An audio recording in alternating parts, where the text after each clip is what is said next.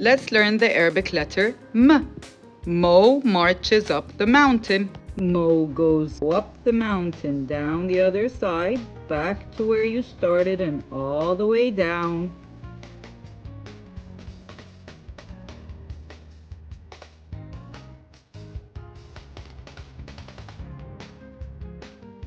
When writing M in the beginning of a word, only keep the mountain on top.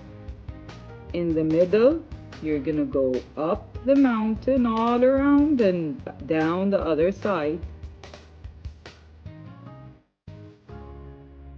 Ma, mi, mu.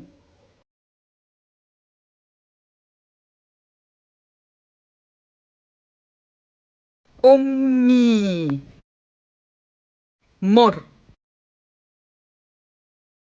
مر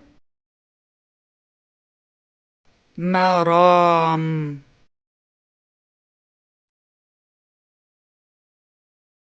أمر موز